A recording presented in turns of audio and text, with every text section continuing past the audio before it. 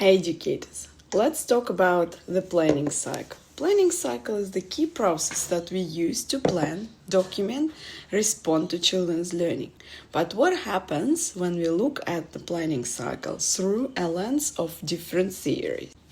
As you know, all stages of planning cycle, gathering information, analyzing, collating, planning, and evaluating and reflecting on experiences, require documentation. Post-structuralist, postmodernist, and critical theories, they challenge the way we look at learning. These theories encourage us to look at learning as complex and influenced by social and cultural contexts. For example, traditionally, documentation about learning observations would focus on developmental milestones, where the children can recognize shapes, share with others, smile, etc.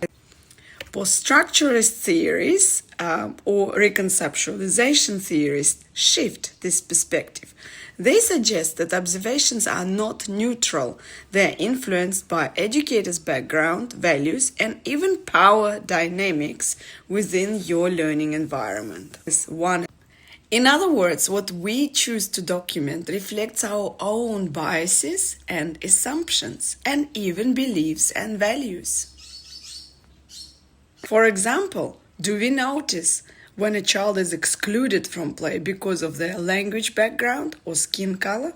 Or when certain voices are heard more than others? Power dynamics in learning and play is inevitable. It happens all the time. Children exclude and include each other. They do show the beliefs from their families, and it's very, very evident if you start observing it.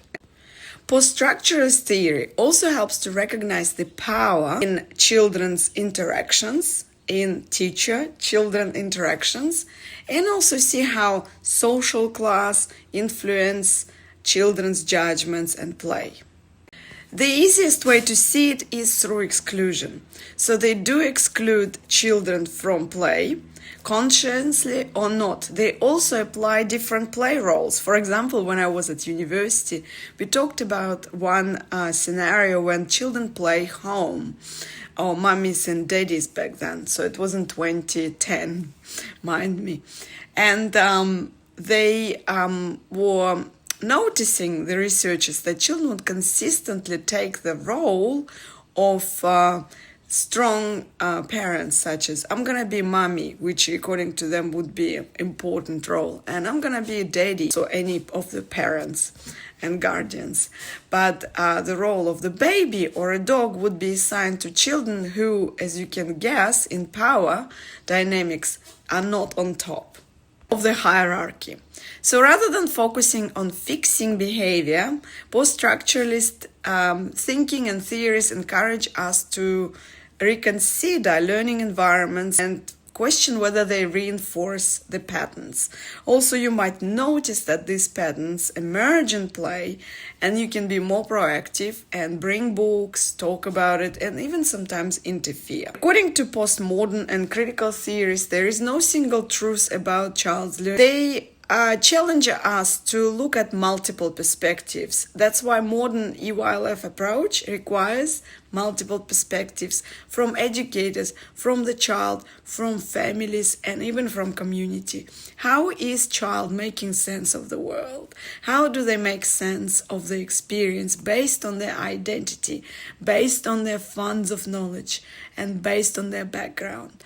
And teachers and educators, when we include multiple perspectives, we create documentation that is rich and more meaningful and promotes social justice. The goals in this style of documenting and observing children are also different. They are not just developmental. We are not ticking boxes for developmental progress. We are considering whether the environment and play are equitable and welcomes diversity.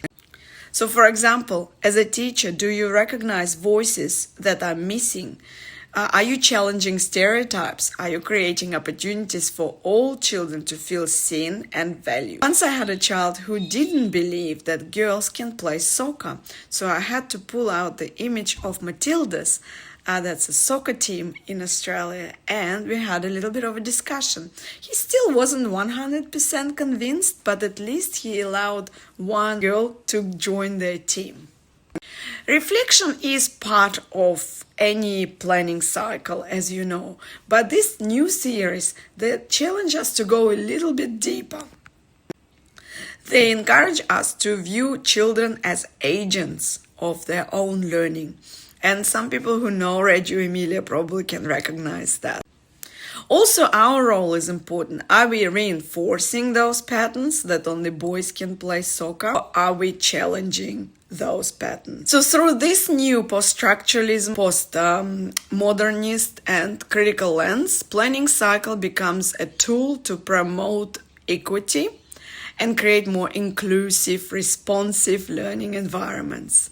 Because learning is not linear, according to these new theories, it's dynamic and shaped by relationships, identities, and contexts of children.